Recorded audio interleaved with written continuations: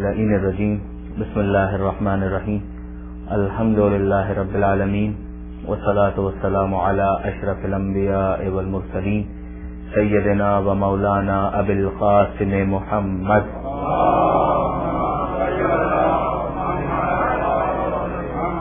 واہل بیتہ الطیبین الطاہرین المعصومین المظلومین المنتجبین المنتخبین المیامین لا سیما علی الامام المنتظر والحجة الثانی عشر واللعنة الدائمة الباقية على أعدائهم أجمعين من يوم ظلمهم إلى قيام يوم الدين.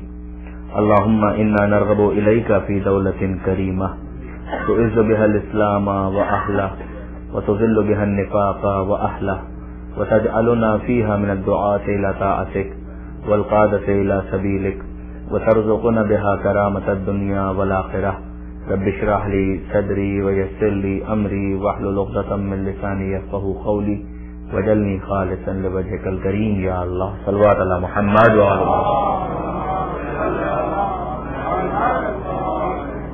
أما بعد فقد قال الله سبحانه وتعالى في القرآن الحكيم بسم الله الرحمن الرحيم انظر كيف فضلنا بعضهم على بعض وفي الآخرة أكبر درجات وأكبر تفضيلا. صلوات على محمد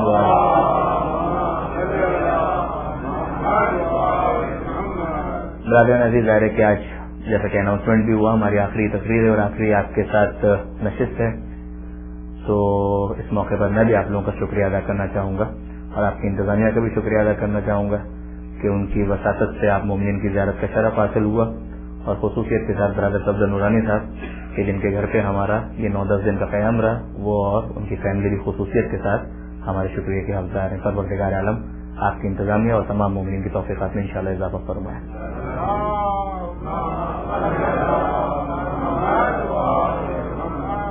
برادران عزیز، ہماری گفتگو ہو رہی تھی کربلا کے بعد کے واقعات پر اور واقعہ کربلا کے اثرات پر، اور اسی کے ذیل میں ہم نے مکہ مکرمہ کے اندر جو ڈیولپمنٹس ہوئی ان کا بھی کچھ جائزہ لینے کی کوشش کی، مدینہ منورہ میں جو حالات تھے واقعہ کربلا کے بعد اس کو بھی تھوڑا ڈسکس کرنے کی کوشش کی، کوفہ اور شام کے اندر امام مظلوم کی شہادت کے بعد کیا اثرات مرتب ہوئے اس کو بھی تھوڑا دیکھنے کی کوشش کی.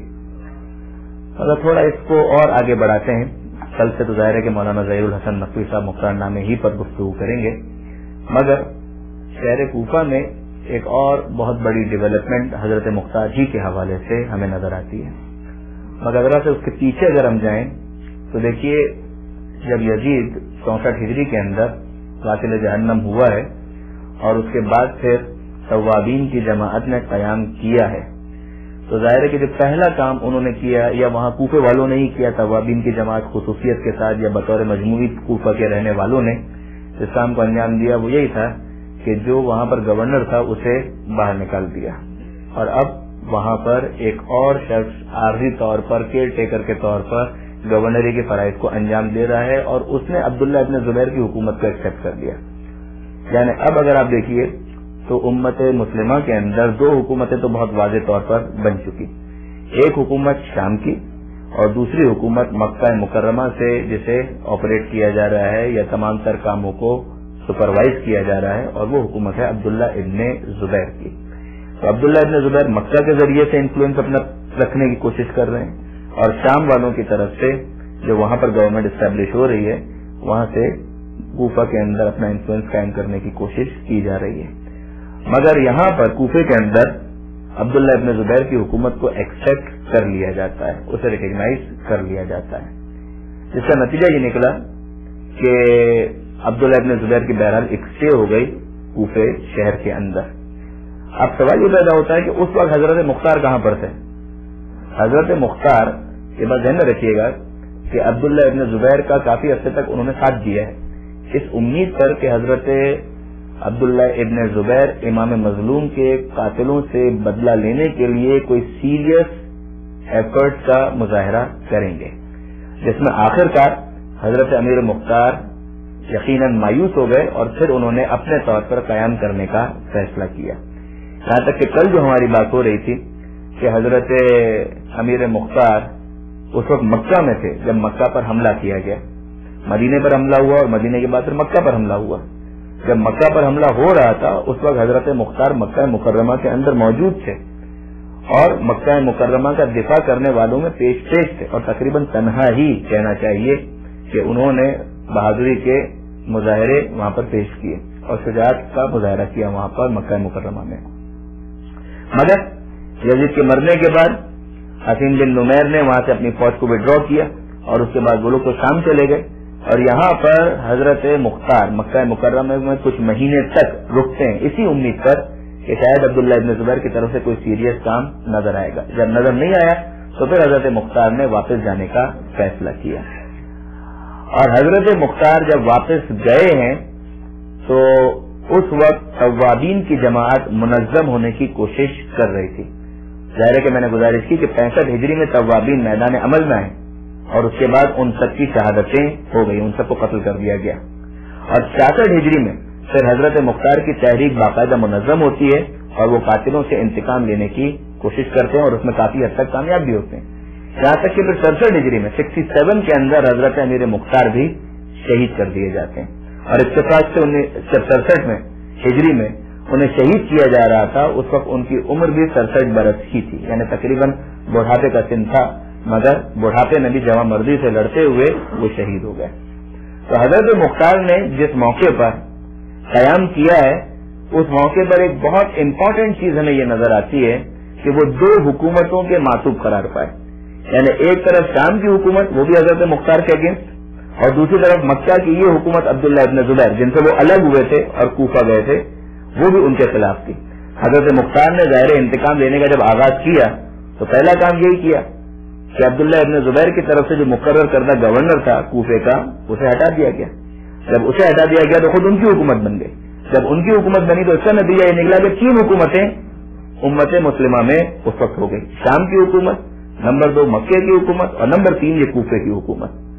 اب ظاہر ہے کہ جب یہ 2 حکومتوں کے معطوف قرار پا رہے اور اپنی حکومت انہوں نے بنائی ہے تو اس کے بعد وہ تمام الزامات ان کو سمجھنا اور اینالائز کرنا آسان ہو جاتا ہے. کون سے الزامات جو حضرت مختار پر لگائے گئے کہ حضرت مختار نے یعنی بہت سے اہل سنت علماء نے اپنی کتابوں کے اندر یہ لکھا کہ ہاں ٹھیک ہے, یعنی ماڈریٹ علماء کی میں بات کر رہا ہوں کہ ہاں صحیح ہے کہ مختار نے ایک بہت اچھا کام کیا کہ قاتلان حسین سے انتقام لیا اور انہیں قتل کیا, مگر اس کے بعد مختار بھی اپنے ٹریک سے ہٹ گئے. اور وہ کیسے ہٹ گئے کہ انہوں نے دعوی نبوت بھی کر دیا, یہ ایک الزام ہے حضرت مختار کے اوپر. اس کے بعد انہوں نے دوسرا دعویٰ یہ کیا کہ جبریل ان کے اوپر نازل ہوتے ہیں, یہ دوسرا الزام ہے. نمبر 3 وہ علم غیب کے مدعی ہو گئے, یہ تیسرا الزام ہے. چوتھا الزام حضرت محمد حنفیہ کے مہدی ہونے کا اعلان کر دیا, ان کی مہدویت کا اعلان کر دیا, یہ ایک اور الزام. اور اس قسم کے اور دوسرے الزامات جو حضرت مختار کے اوپر لگائے گئے. علامہ سید علی نقی نقن صاحب اپنی کتاب شہید انسانیت کے اندر ان کو مختصراً اینالائز کرنے کے بعد کہتے ہیں, فرماتے ہیں کہ ان تمام الزامات کو سمجھنا آسان ہو جاتا ہے کہ جب ہم یہ دیکھتے ہیں کہ 2 حکومتیں حضرت مختار کے خلاف ہیں.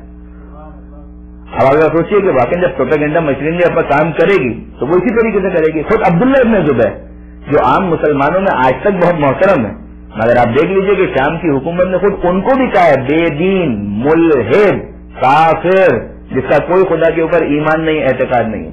تو یہ ہوتا ہے کہ جب سیاست کے تقاضے ہوتے ہیں, سیاست کے تقاضے ہوتے ہیں, حکومت وقت یہ محسوس کر رہی ہوتی ہے کہ اس کا اگر کام نہیں چلے گا تو پھر لوگوں کے ذہنوں کو مسموم کرنے کے لیے اس قسم کے پروپیگنڈے کیے جاتے ہیں. کہ جس کے حوالے سے ہم پہلے بھی بات کرتے خود مولا کائنات کے خلاف کم پروپیگنڈا کیا گیا, خود ان کے خلاف کم باتیں بنائی گئی, بہت باتیں بنائی گئی, مگر وقت گزرنے کے ساتھ ساتھ وہ تمام تر چیزیں ختم ہوتی چلی گئی. حضرت امیر مختار نے واقعاً یہ جو کام کیا کہ مولا امام حسین علیہ الصلوۃ والسلام کے قاتلوں سے انتقام لیا, یہ اتنا بڑا کنٹریبیوشن ہے, یہ اتنا بڑا ایک کام تھا کہ جو حضرت مختار کے ہاتھوں سے ہوا کہ واقعاً اس کے بعد ان کی شخصیت ایک طرح سے امر ہو کر رہ گئی. حالانکہ وہ شہید کیے گئے, انہیں بھی قتل کیا گیا اور مصعب بن زبیر ہی کے ہاتھوں وہ قتل ہو گئے.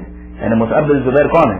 خود عبداللہ بن زبیر کا بھائی, بصرہ کا گورنر, اور بصرہ سے اس نے آ کر حملہ کیا ہے اور حضرت امیر مختار کو بالآخر شہید کیا اور وہ بامردی کے ساتھ لڑتے ہوئے شہید ہوا. اور تفصیلات تو انشاءاللہ مولانا ظہیر الحسن نقوی صاحب سے سنیں گے. ایک مرتبہ درود بھیج دیجیے محمد و عالم.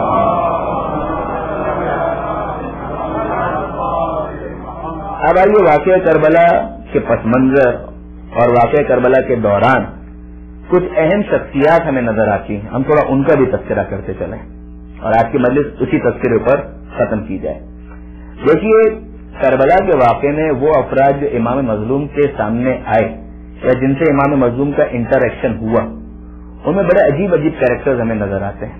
دیکھیے وہ محدود تعداد کہ جس کے اندر اتنی بہادری کا جذبہ، اتنی شجاعت کا مادہ موجود تھا کہ انہوں نے تو کربلا میں آ کر خود امام مظلوم کا ساتھ دیا اور جامع شہادت نوش کیا. یہ تو بہترین افراد تھے، اس میں کوئی شک نہیں.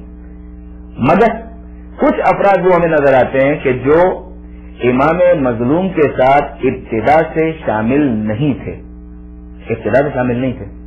بلکہ انہوں نے بعد میں امام کو جوائن کیا. ان افراد میں سر فہرست تو حضرت حر کا نام کہ حضرت حر علیہ السلام یہ وہ شخصیت ہیں کہ جو امام مظلوم کے کردار سے اتنے متاثر ہوئے کہ عاشور کے دن آ کر وہ امام مظلوم کو جوائن کرتے ہیں. یہ تو بہت مشہور نام ہے.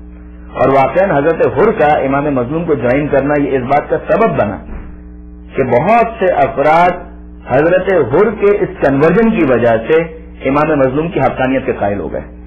حالانکہ ظاہر ہے کہ حسین ابن علی کی حقانیت ہر قسم کے شک و شبے سے بالاتر ہے، مگر خصوصیت کے ساتھ حضرت حر کا اس موقع پر امام مظلوم کو جوائن کرنا، جب ظاہری طور پر اگر آپ دیکھیں تو امام مظلوم کے پاس مادی اعتبار سے کون سا انسینٹو موجود تھا؟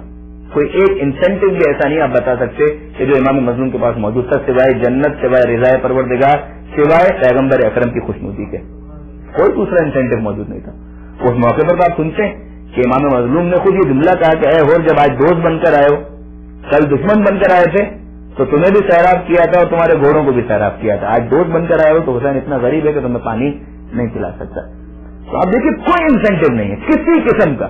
تو اس موقع پر حر جب فلور کراس کر رہے ہیں تو ظاہر کسی مادی بینیفٹ کی وجہ سے تو نہیں کر رہے، صرف اور صرف ایک چیز اس کی نظر میں، اور وہ کیا، وہ خود اس نے اس کا اظہار بھی کیا، لا صبر علی النار، کہ میں جہنم کی آگ پر صبر نہیں کر سکتا. یہ میرے لیے ممکن نہیں ہے کہ جہنم کی آگ میں جلنے کے لیے اپنے آپ کو پیش کر دوں. مجھے معلوم ہے کہ میں نے بہت بڑی خطا کی ہے، مجھے معلوم ہے میں نے بہت بڑا گناہ کیا ہے، مگر سب کچھ کرنے کے بعد حسین کریم ہے اور کریم خاندان کا کریم چشم و چراغ. مجھے پورا یقین ہے، کم سے کم اطمینان ہے، گمان ہے کہ وہ مجھے معاف ضرور کر دیں. لہٰذا وہ آئے اور امام کے پاس آ کر معافی کی درخواست کی اور امام مظلوم نے ان کی توبہ قبول کر لی. یہ ایک بہت بڑا اور بہت اہم واقعہ کربلا کے واقعے کے دوران ہمیں نظر آتا ہے. اور ظاہر ہے کہ ہم عام طور پر اس کنورژن سے واقف ہیں، مگر ایک دوسرا کنورژن، اور وہ کیا ہے؟ حضرت زہیر ابن قین کا. یہ نام بھی بہت استعمال ہوتا ہے، کربلا کے شہداء میں بار بار تذکر آتا ہے جناب زہیر ابن قین. اور ان کی ایک دوسری بہت بڑی شہرت کس وجہ سے تھی؟ ان کی گفتگو، ان کی خطابت، ان کی تقریر، ان کی اسپیچ، ان کی اوریٹری. حضرت زہیر ابن قین یہ وہ شخصیت ہے جو بہت بڑے خطیب اور بہت اہم خطیب، اور گفتگو کے اوپر انہیں بڑا ملکہ حاصل تھا.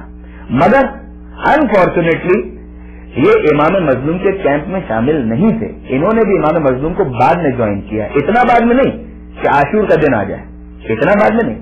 لیکن بہرحال جب امام مدینے سے چلے ہیں مکہ کی جانب، زہیر ابن قین امام کے ساتھ نہیں ہے. جب امام مکے سے چلے ہیں اس موقع پر بھی زہیر ابن قین امام کے ساتھ نہیں ہے.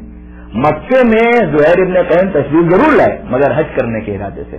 دیکھیے امام بھی حج کے ایام میں وہیں پر موجود تھے.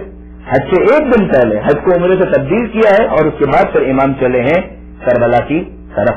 حضرت زہیر ابن قین نے پورا حج مکمل کیا ہے اور اس کے بعد وہ جا رہے ہیں کوفے کی طرف. اس کے بعد وہ جا رہے ہیں. اب فرق کیا پڑ گیا؟ فرق یہ راستے میں ملاقات ہو گئی امام مظلوم کے ساتھ جناب زہیر ابن قین کی، مگر یہ ملاقات کیسے ہوئی؟ امام مظلوم تو پہلے نکلے، حضرت زہیر ابن قین کا حج مکمل کر کے نکلے، تو پھر ملاقات کیسے ہو گئی؟ اس کو سمجھنا تو کوئی اتنا مشکل نہیں ہے، اس لیے کہ امام مظلوم کا قافلہ نسبتاً بڑا ہے. حضرت زہیر ابن قین چند افراد کے ساتھ ہے، اپنی فیملی کے ساتھ ہے اور کچھ دوستوں کے ساتھ ہے.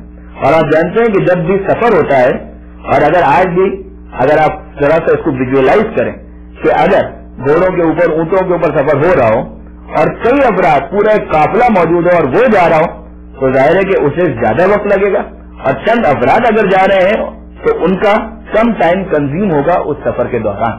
ظاہر ہے کہ افراد زیادہ ہیں تو اسٹے جہاں پر کرنا ہے وہاں پر بھی زیادہ وقت لگے گا، کھانا کھانے میں بھی زیادہ وقت لگے گا، ہوائی جو ضروریات ہے جو فارغ ہونے کا وقت ہے اس میں بھی زیادہ ٹائم لگے گا. لہذا حضرت زہیر ابن قین کی ملاقات ہوئی امام مظلوم سے راستے میں.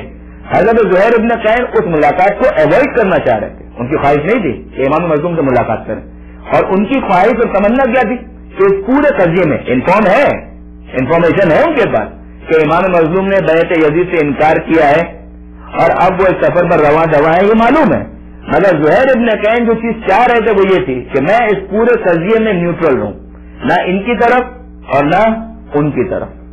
اور اسی وجہ سے مقتل نگاروں اور مورخین نے یہ لکھا کہ جہاں پر امام منزل کیا کرتے تھے وہاں پر زہیر ابن قین منزل نہیں کیا کرتے تھے. یعنی وہ راستہ، وہ جہاں پر جنکشن آپ کہہ لیجیے، تھوڑی دیر کا اسٹے یا پڑاؤ ڈالنا، جہاں پر امام پڑاؤ ڈالتے تھے وہاں پر زہیر ابن قین پڑاؤ نہیں ڈالتے تھے، اگلی منزل کی طرف روانہ ہو جاتے تھے.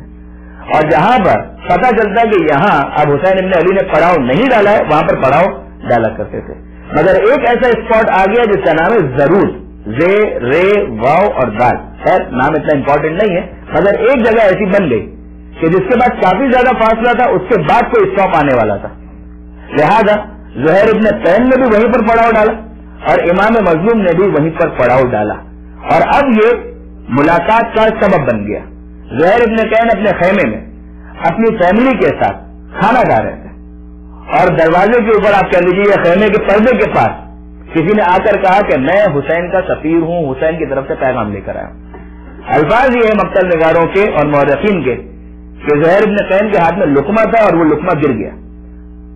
کسی بات کو تو وہ اوائڈ کرنا چاہ رہے تھے اس وقت تک کہ کسی طریقے سے ایسا نہ ہو جائے کہ حسین ابن علی کا سامنا کرنا پڑے. مگر اب وہ سفیر ہے امام مظلوم کا اور وہ اندر آیا اور آنے کے بعد اس نے پیغام دیا کہ حسین ابن علی زہیر آپ سے ملاقات کرنا چاہتے ہیں. اور زہیر ابن قین اس وقت کوئی جواب نہیں دیتے، کچھ بھی نہیں.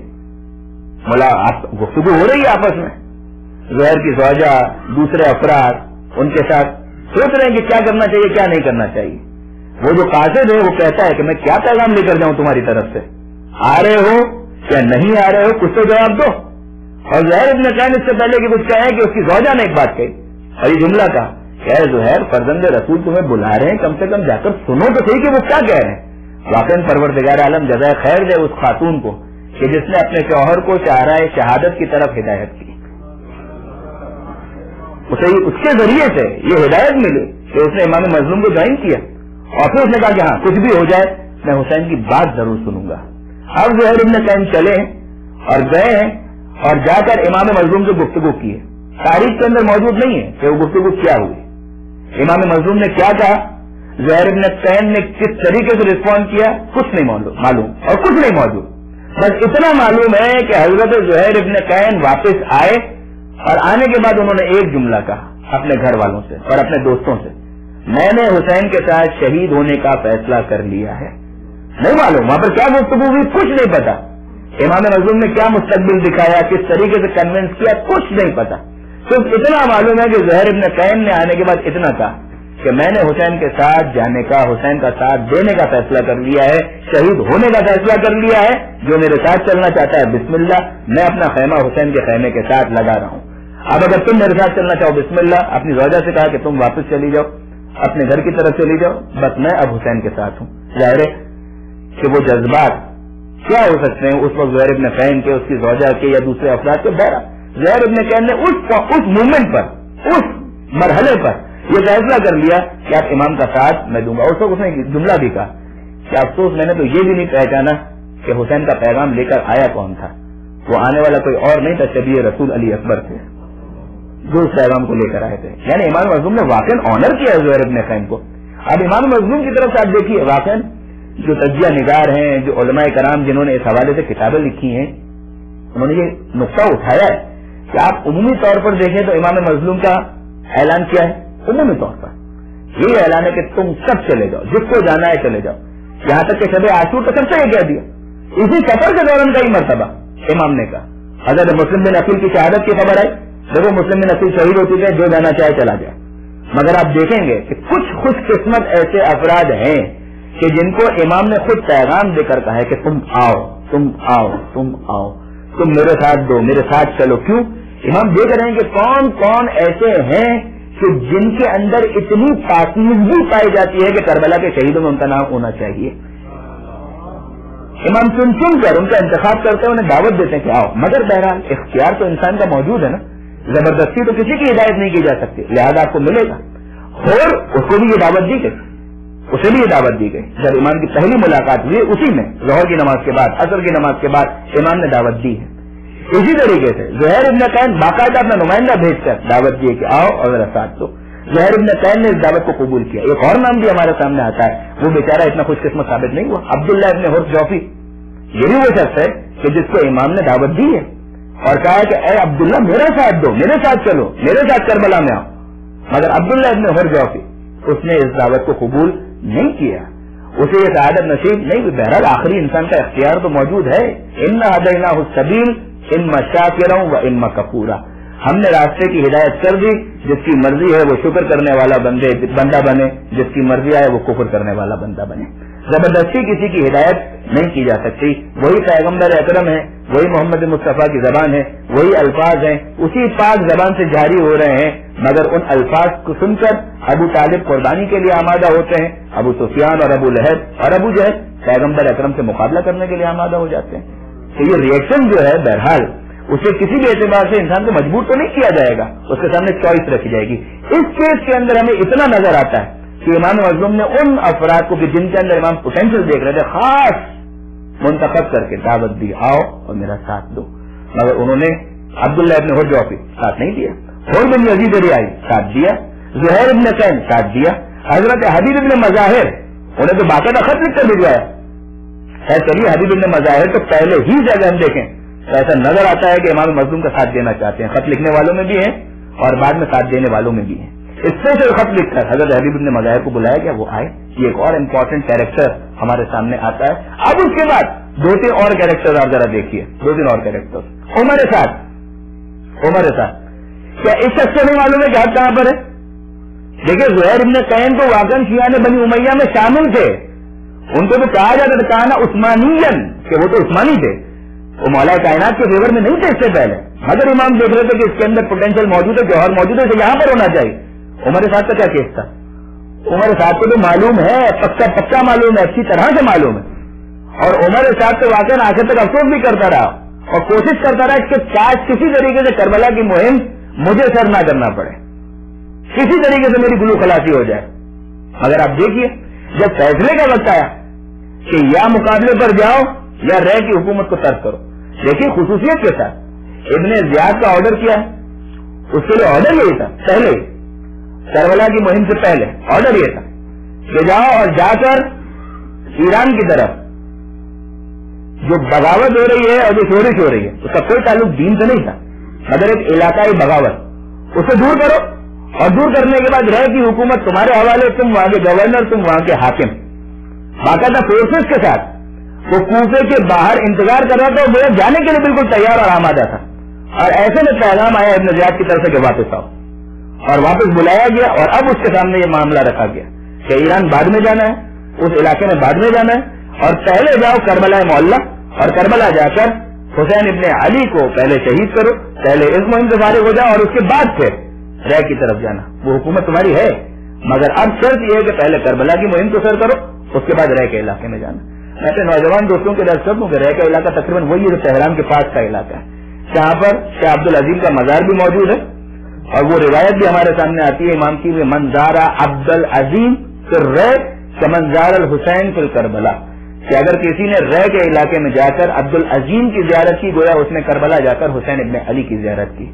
تو معمولی شخصیت کا نام نہیں شہزاد عبد العظیم، امپورٹنٹ شخصیت ہے، پرسنالٹی ہے، اور اسی رہ کے علاقے میں ان کی قبر مبارک بھی موجود ہے. مگر وہی علاقہ جو عمر سعد کہتا ہے کہ میری آنکھوں کی ٹھنڈک ہے، میں چاہتا ہوں کسی طریقے سے مجھے وہاں کی حکومت ملے. بالکل آمادہ ہے، تیار ہو چکا ہے، فورسز کے ساتھ مارچ کرنے کی دیر ہے کہ بس اس کے پاس پیغام آ گیا. عبید اللہ ابن زیاد نے یہ پیغام رکھ دیا کہ جاؤ، تمہارے لیے پہلا آرڈر یہ ہے کہ جاؤ کربلا کی مہم کو سر کرو، اور اس کے بعد تم رہ کی طرف جانا. اس نے بہت کہا کہ اے امیر میں تو بالکل آمادہ تیار، میری فورسز ہے، اب فورسز کے ساتھ جاؤ پہلے کربلا، پہلے وہاں جاؤ، اس مسئلے کو حل کرو، اور اس کے بعد پھر تم کو جانا ہے رہ کی طرف.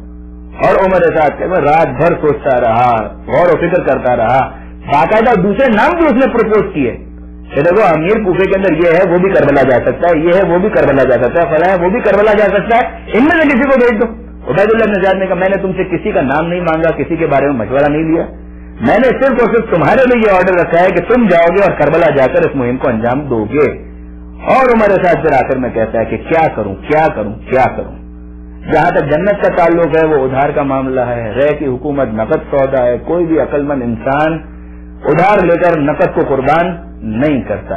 اور میں بڑا عقل مند انسان ہوں. اب ظاہر ہے کہ کینیڈا میں تو نہیں رہتا تھا, ورنہ تو کریڈٹ کارڈ زیادہ چلتا ہے, کریڈٹ کے اوپر ہی مال دیا جاتا ہے, یہ تمام تر چیزیں زیادہ ہوتی ہیں. لیکن وہاں پر اس کے ذہن میں یہ تمام تر چیزیں نہیں آئی, قطع نظر اس سے کہ کون سی چیز نقد ہے کون سی ادھار ہے.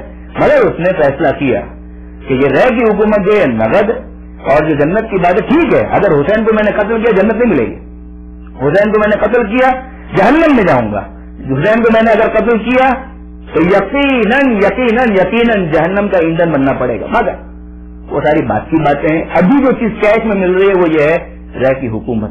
یہاں پر ذرا پیغمبر اکرم کا ایک جملہ سنیے.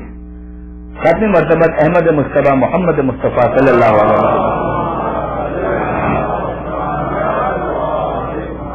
پیغمبر اکرم بڑا قیمتی جملہ ہے پیغمبر کا. فرماتے ہیں شر الناس من باع آخرتہ بدنیاہ, کہ لوگوں میں بدترین انسان وہ ہے کہ جو اپنی آخرت کو بیچ کر اپنی دنیا کو خریدنے کی کوشش کرے.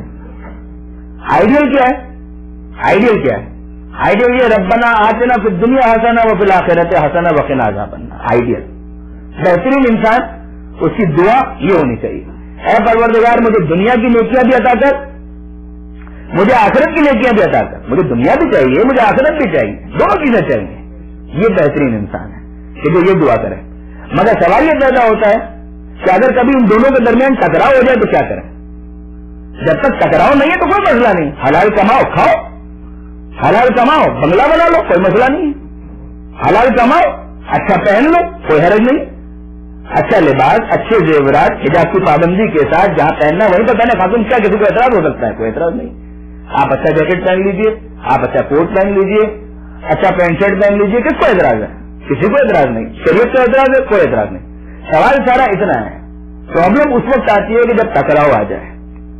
اگر دنیا کو لوگے تو آخرت کو چھوڑنا پڑے گا, آخرت کو لوگے تو دنیا کو چھوڑنا پڑے گا. اس وقت کیا کرو؟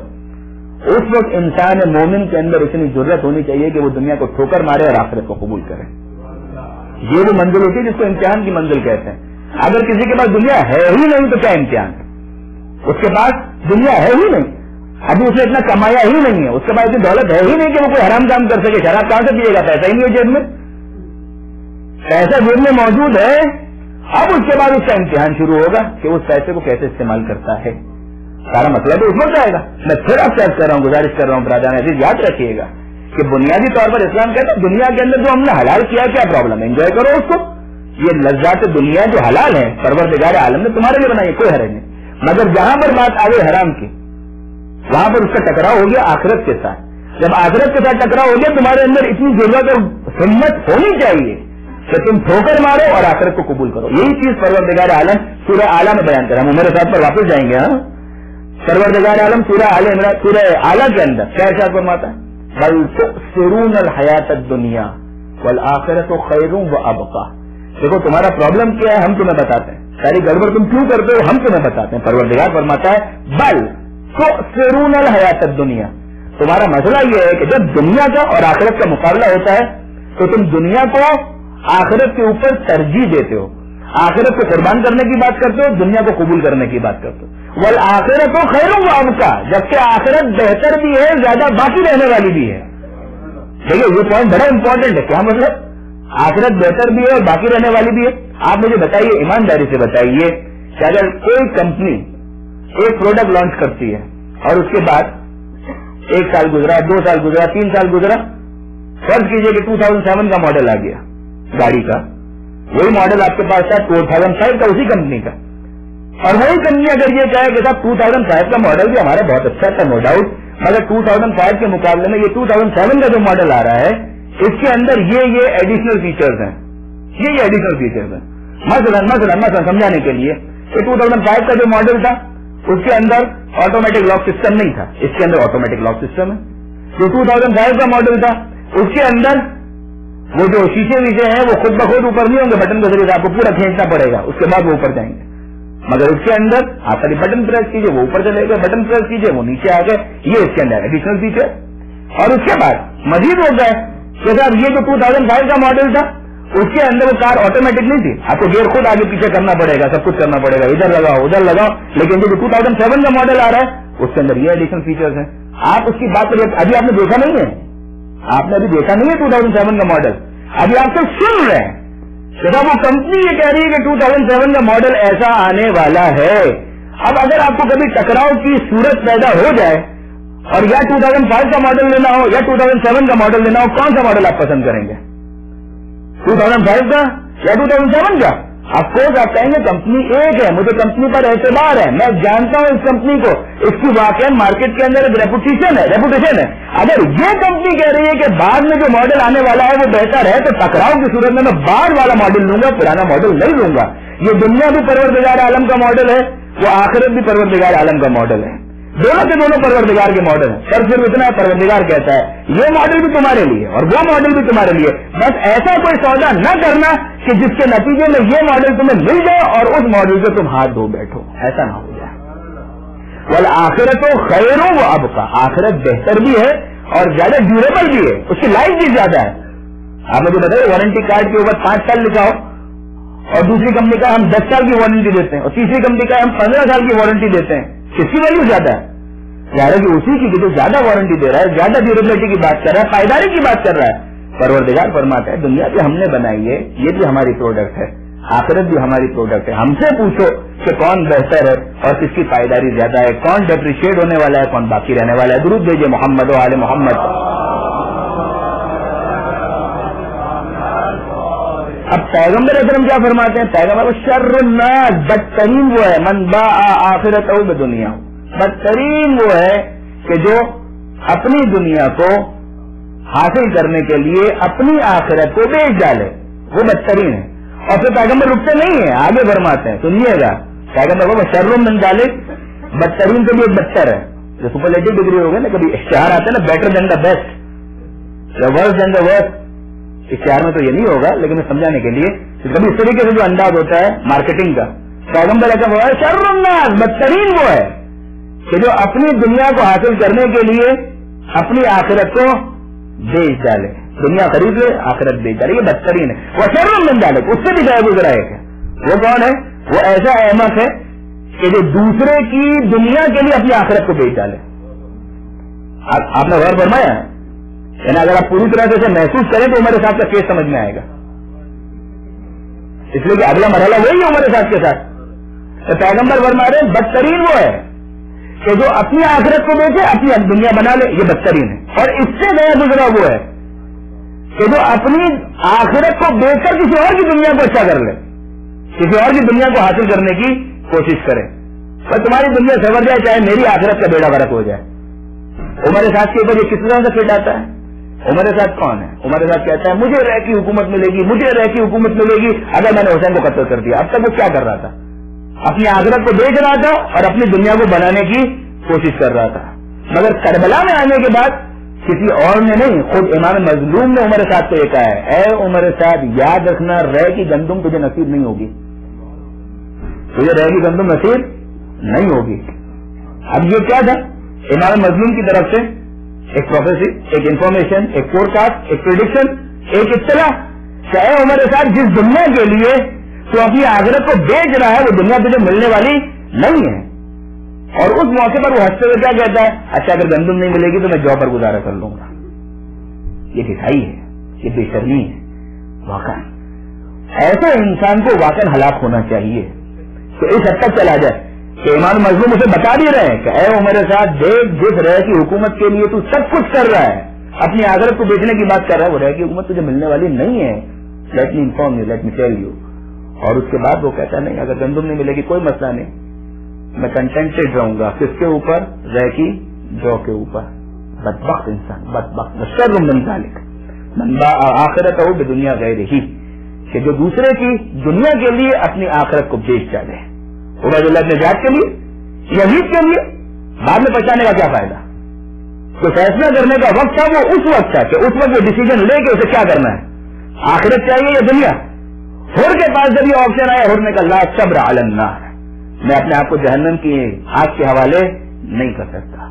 عمر کے ساتھ کوئی مسئلہ نہیں ہے, ٹھیک ہے پتا ہے کہ جہنم میں جانا پڑے گا مگر ٹھیک ہے یار اتنا چلا لیں گے, کوئی مسئلہ نہیں ہے. واقعی بدبختی ہے. بس برادر یہ ایک اور کیریکٹر ہمارے سامنے. ہم نے حر کو تھوڑا سا دیکھا, ہم نے زہیر ابن قین کو دیکھا, ہم نے عمر سعد کو دیکھا. دو اور کیریکٹر, ایک کیریکٹر ولید کا اور ایک کیریکٹر نعمان ابن بشیر کا. یہ دونوں کون ہیں؟ یہ دونوں کے دونوں یزید کی طرف سے گورنر ہے. ایک مدینے کا گورنر ہے اور ایک کوفے کا گورنر ہے. عبید اللہ ابن زیاد سے پہلے نعمان بن بشیر تھا کوفے کا گورنر, اور ولید اس وقت گورنر تھا جب وہ پیغام آیا تھا یزید کی طرف سے. اور آپ جانتے ہیں کہ کیا ہوا. دیکھیے اس کے اندر اتنی ضرورت نہیں ہے, اتنی ہمت نہیں ہے کہ وہ کھل کر امام حسین کا ساتھ دے سکے. اتنی ہمت نہیں, نہ نعمان ابن بشیر کے اندر, نہ ولید کے اندر, نہ اس میں نہ اس میں. لہذا ساتھ دینے کی ہمت تو نہیں ہے. مگر بہرحال عمر سعد جیسی بے شرمی بھی نہیں ہے, عمر سعد جیسی جھٹائی بھی نہیں ہے. لہذا جب یزید کی طرف سے ولید کے پاس پیغام تو یہی ہے, یا بیعت میں بیعت کریں تو ٹھیک, نہیں تو انہیں قتل کر دو, ان کا سب میرے پاس بھیج دو. ولید نے ایک کیس رکھا, مروان بول بھی رہا ہے. جب امام نے کہا کہ دن میں دیکھا جائے گا تو ولید نے کہا ٹھیک ہے پھر دن میں تشریف لائے گا, دن دیکھ لیں گے اس مسئلے کو. مروان نے کیا کہا, مروان نے کہا کہ جو آرڈر دیا ہے یزید نے اس پر عمل کر. اور ولید نے کہا کہ نہیں ایسا میں کچھ بھی نہیں کرنے والا. بعد میں نتیجہ کیا ہوا, معزول کیا گیا, ڈسمس کر دیا گیا. وہ اپنی پوسٹ پر باقی نہیں رہا, مدینے کی گورنری سے اسے ہاتھ دھونا پڑے. مگر بہرحال یہ خسارہ اٹھانے والا ضرور ہے, مگر نسبتاً کم خسارہ اٹھانے والا. مدینے کی گورنری گئی مگر خون حسین میں ہاتھ رکھنے کے لیے تیار نہیں ہے. تو اس کیس میں نعمان بن بشیر, نعمان بن بشیر کا بھی یہی معاملہ ہے کہ نعمان بن بشیر نے اس نے بھی کیا کیا. کوفے کا گورنر ہے اس وقت تک جب حضرت مسلم بن عقیل تشریف لا رہے ہیں کوفہ شہر کے اندر, اس وقت نعمان بن بشیر ہی گورنر ہے. اور اس نے باقاعدہ خطاب کرتے ہوئے تقریر کرتے ہوئے کہا بھی کہ میری پالیسی یہ ہے کہ میں مسلم بن عقیل کے اوپر ہاتھ نہیں ڈالوں گا. الفاظ میرے, مطلب اس کا ہے. اس نے تو پورا خطبہ دیا تھا, ایک پوری تقریر کی تھی. اب اس نے کہا کہ میں مسلم بن عقیل پر ہاتھ نہیں ڈالوں گا. جو یزید کے چمچے تھے ان میں سے ایک نے کھڑے ہو کر کہا کہ آپ کمزوری کا مظاہرہ کر رہے ہیں, یاد رکھیے گا آپ کمزوری کا مظاہرہ کر رہے ہیں, اس سے نقصان ہوگا. اس کا جملہ کیا تھا, میں اللہ کی اطاعت کرتے ہوئے کمزور ثابت ہوں, یہ اس سے بہتر ہے کہ اس کی معصیت کرتے ہوئے طاقتور ثابت ہو جاؤں. کیا اس کے اندر اتنی ہمت تھی کہ وہ آگے بڑھ کر حضرت مسلم بن عقیل سے کہا کہ مولا واقعا آپ حسین کے نمائندے ہیں لہذا میں آپ کا ساتھ دیتا نہیں. اتنی ہمت نہیں ہے, اتنی ہمت نہیں ہے.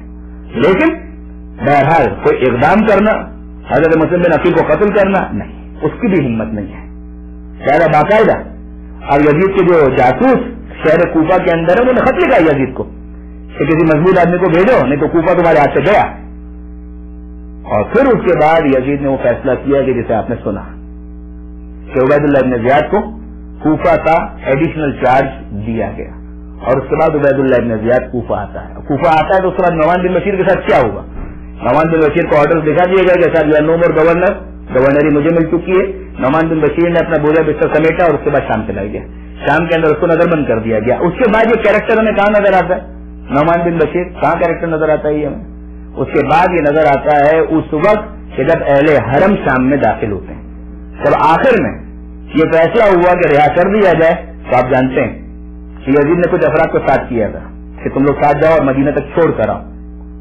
اور وہ افراد جو اہل بیت کے ساتھ چلے ہیں ان کا جو لیڈر ہے یا ان کا جو سردار ہے یا جو ان کو سپروائز کرے تمام کاموں کو, اس کا نام تھا نعمان بن بشیر. نعمان بن بشیر وہی کوفے کا گورنر. اس کا ایک دوسرا نام مشہور ہو گیا بشیر ابن جزلم, دونوں نام آتے ہیں کہ بشیر یا نعمان بن بشیر. سرا تو یہ پھر مدینہ منورہ تک ساتھ چلا اور پھر آخر میں جو اس نے اعلان کیا وہ بھی اسی نے کیا ہے یا اہل یثرب لا مقام لکم بہا, اے مدینے کے رہنے والوں مدینہ رہنے کے قابل نہیں رہا. وہ حسین جو مدینے کی رونق تھے وہ قتل کر دیے گئے. بس برادران عزیز, یہ چند کیریکٹر ہیں جن کو میں آپ کے ساتھ ڈسکس کرنا چاہتا تھا اور آج کی مجلس اسی پر ہم ختم کریں. مجھ سے کہا کہ حضرت علی افضل کے مسائل بیان کرنے کے لیے. دیکھیے برادران عزیز, یہ شہزادہ 6 مہینے کا, علامہ نقطن صاحب اس کے بارے میں کیا بات کہتے ہیں, فرماتے ہیں یہ تو گویا آیا ہی اس دنیا میں اس لیے تھا کہ اسے کربلا میں شہید ہونا تھا. واقعی اگر آپ دیکھیں اس کے بعد میں سال کی تو بات ہی نہیں ہے کہ یہ کتنے سال کے تھے, ان کی عمر کتنی تھی. ہم کہتے ہیں علی اکبر 13 برس کے تھے. ہم کہتے ہیں کہ حضرت قاسم 13 برس کے, حضرت علی اکبر 18 برس کے تھے, حضرت عباس 34 برس کے تھے, مگر علی اصغر کتنے برس کے تھے؟ ان کے باپ میں سال کی تو بات ہی نہیں آتی. یہ تو اس وقت پیدا ہوئے گویا جب امام حسین مدینے سے جانے کی تیاری کر رہے تھے, اس سے 8-10 دن پہلے, اور کربلا محلہ کے اندر شہید ہو گئے, شہادت ہو گئی. گویا آئے ہی جانے کے لیے تھے, آئے ہی کربلا میں شہید ہونے کے لیے تھے. مولانا غلام عسکری صاحب علی اللہ مقامہ وہ ارشاد فرماتے ہیں کہ جس موقع پر یہ قافلہ اہل بیت کا مدینہ منورہ سے نکل رہا تھا, حضرت فاطمہ صغریٰ بیمار تھی, اور جناب فاطمہ صغریٰ بیمار تھی. اس کا مطلب کیا ہے کہ انہوں نے اب تک نومولود کو نہیں دیکھا تھا. بھائی علی اصغر, مگر فاطمہ صغریٰ اپنے بھائی کو اب تک نہیں دیکھ سکی تھی. وجہ یہی تھی, بیمار تھی. عام طور پر جو بیمار ہوتے اسے نومولود کے پاس ویسے بھی نہیں جانے دیتے. جناب فاطمہ صغریٰ بھی یہی سوچ رہی تھی کہ جب کچھ دنوں کے بعد میں اچھی ہو جاؤں گی, صحت میری بحال ہو جائے گی, اس کے بعد میں اپنے بھائی کو اپنے ہاتھ میں لوں گی, اس سے کھیلوں گی, اس سے پیار کروں گی. مگر جب یہ اعلان ہو گیا کہ اب قافلہ جا رہا ہے اور سب جائیں گے مگر فاطمہ صغریٰ نہیں جائیں گی, جناب فاطمہ صغریٰ آئیں جناب ام رباب کے پاس اور کہا کہ اے اماں رباب, کیا ایسا ہو سکتا ہے کہ کچھ دیر کے لیے میں اپنے بھیا علی اصغر کو اپنے آگوش میں لے لوں؟ اور جناب رباب نے علی اصغر کو دیا. جناب فاطمہ صغریٰ نے اپنے آگوش میں لیا, پیار کیا, چمٹایا اور کہا کہ اے بھیا علی اصغر, سب تو مجھے چھوڑ کر, وہ بھی بچی ہے فاطمہ صغریٰ, اس روایت کی بنا پر کہ جس کے مطابق وہ مدینے میں تھی, بچپنا ہے جناب فاطمہ صغریٰ کا. وہ اپنے بچپنے کے انداز میں کہتی ہیں کہ بھیا علی اصغر, سب کو مجھے چھوڑ کر جا رہے ہیں, کیا تم بھی مجھے چھوڑ کر جا رہے ہو؟ نہیں معلوم کہ پروردگار عالم نے اس بچپنے میں علی اصغر کو کیا صلاحیت دی تھی کہ کربلا میں بھی پیغام حسین سمجھ رہے تھے اور یہاں پر فاطمہ صغریٰ کی بات سمجھ رہے تھے. علی اصغر نے جب یہ سنا ہے تو اس کے بعد اپنے آپ کو اتنی سختی کے ساتھ فاطمہ صغریٰ کے سینے سے اپنے آپ کو چمٹا لیا کہ اب کوئی بھی اگر آ کر کہے علی اصغر میرے پاس آ جاؤ, ہاتھ آگے بڑھا رہے, پیار سے لینے کی کوشش کر رہے, کوئی بھی نہیں, کسی کی بھی بات کو پذیرائی نہیں مل رہی. جناب علی اصغر جناب فاطمہ صغریٰ کی آگوش سے کسی اور کی آگوش میں جانے کے لیے آمادہ اور تیار نہیں ہے. جب یہ کیفیت ہے یہاں تک کہ خود جناب ام رباب وہ تشریف لے آئی, انہوں نے کوشش کی, نہیں آیا بچہ. جناب ثانیہ زہرا بی بی زینب کبریٰ وہ آگے کہتی ہے اے بیٹا علی اصغر میری آگوش میں آ جا, مگر نہیں, علی اصغر فاطمہ صغریٰ کے آگوش سے کسی کی آگوش میں جانے کے لیے تیار نہیں ہے. یہاں تک کہ حسین ابن علی آ کر کہتے ہیں اے بیوی بہت تاخیر ہو گئی ہے, چلو ہمیں چلنا ہے. اور جب حسین ابن علی کو بتایا گیا کہ اے بھیا حسین, وجہ یہ ہے کہ اصغر کسی کے آگوش میں آنے کے لیے تیار نہیں. اب امام حسین پیار سے, ممکن ہے کہ آنکھوں میں آنسو بھی آ گئے ہوں, قریب آتے ہیں اور جناب فاطمہ صغریٰ کی آگوش میں علی اصغر کے کان پر اپنا منہ رکھ کر کہتے ہیں کہ اے بیٹا علی اصغر, میں تجھے تیری بہن سے کبھی الگ نہ کرتا, میں کبھی تجھے فاطمہ صغریٰ سے جدا نہ کرتا, مگر تیرے بغیر کربلا کا میرا جہاد نامکمل رہے گا, کربلا کا میرا جہاد مکمل نہیں ہو سکے گا تیری قربانی کے بغیر. بس اتنا سنو. اب اس کے بعد علی اصغر پیغام حسین کو تو سمجھنے کی عادت ہے, فوراً حسین کی آگوش میں آ گئے. اور اب جب حسین کے آگوش میں آئے ہیں, کربلا محلہ تک یہ قافلہ پہنچ گیا, خیمے نصب ہو چکے, عاشور کا دن آ گیا, پیاس کا عالم ہے, اور اس پیاس کی شدت میں جب سب کے سب اصحاب شہید ہو گئے, عیزہ اور انصار شہید ہو گئے, جب سب شہید ہو گئے اور حسین نے کہا حل من ناصر ینصرنا, حل من مغیث یغیثنا, ہے کوئی ہماری مدد کرنے والا, ہے کوئی ہمارے استغاثے پر لبیک کہنے والا, حل من ذاب یذب عن حرم رسول اللہ, ہے کوئی حرم رسول خدا سے دفاع کرنے والا. اور جب حسین یہ استغاثہ بلند کر رہے تو آپ جانتے ہیں کیا ہوا کہ علی اصغر نے اپنے آپ کو جھولے سے گرا دیا. کیا کہہ رہے تھے علی اصغر, بابا آپ مجھے یہی کہہ کر تو لے کر آئے تھے کہ حسین کی قربانی, حسین کا مشن تیرے بغیر نامکمل ہے. بابا ابھی آپ کا ایک مجاہد, یہ ننھا مجاہد باقی ہے, آپ نے کیسے سدا استغاثہ بلند کر دی, بابا ابھی تو یہ مجاہد باقی ہے. اور اب حسین علی اصغر کو اپنی آگوش میں لے کر آتے ہیں, ابا کے دامن سے سایہ کیا ہوا ہے. اور اب جب فوج اشیاء کے پاس آتے ہیں, لوگ کیا سمجھ رہے ہیں کہ شاید حسین قرآن لے کر آ رہے ہیں. یہ قرآن ناطق کا ایک پارہ ہی تو ہے کہ جسے حسین لے کر آ رہے تھے. اور جب قریب پہنچے ہیں یہ جملہ کہا ان لم ترحموا علی فرحموا علی ھذا الطفل, اے فوج اشیاء اگر تمہاری نظر میں کوئی گنہگار ہے وہ حسین ہے نا, مگر اس بچے نے کیا گناہ کیا ہے, اگر مجھ پر رحم نہیں کرتے کم سے کم اس سے ماں کے معصوم پر رحم کرو. ارے اس کی ماں کا دودھ تک خشک ہو چکا ہے. یہ اتمام حجت حسین کی طرف سے.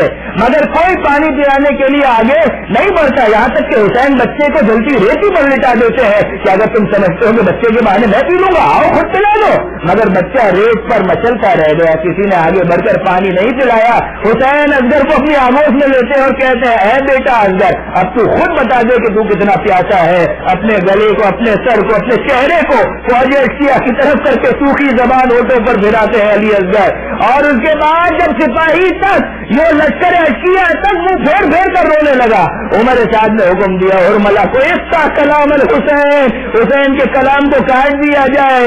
شعبہ تیر چلا, فن قلب سبھی والا ید امام, بچہ باپ کے ہاتھ پر منقلب ہو گیا. ام ربان کا وہ جملہ, یا بنیا مثل کا ینہر, اے بیٹا اصغر تیرے سن کے تیری عمر کے تو جانور بھی ذبح نہیں کیے جاتے, یہ کس نے تجھے ذبح کر دیا مگر سید سجاد سے. خود حسین کی وصیت کیا ہے. اور آپ کے لیے سارے عزاداروں کے لیے کیا پیغام ہے؟ حسین نے یہی کہا نا, شیعتی مہما شرطم ما عزم فشکرونی او سمے تم بے غریبن او شہید فندبونی. اے میرے شیعو, جب کبھی ٹھنڈا پانی پینا, اپنے امام کی پیاس کو یاد کرنا, اور اگر کبھی سنو کہ کوئی غریب الوطن پردیش میں مارا گیا, اس پر بعد میں آنسو بہانا, اپنے امام پر پہلے آنسو بہانا. نہیں تم کہ یوم عاشورا جمیعا تنظرونی, کاش کہ تم عاشور کے دن ہوتے اور یہ دیکھتے. کئی بار تفصیل تبلن بابو ہائی رحمونی, کیسے میں 6 ماہ کے اپنے ننھے اصغر کے لیے پانی مانگ رہا تھا. بابو ہائی رحمونی, مگر کسی نے بھی رحم کے لیے آوازی ظاہر نہ کی, ہر ایک نے انکار کیا اور میرا اصغر شہید ہو گیا. بس عزیزان محترم, جب یہ قافلہ مدینہ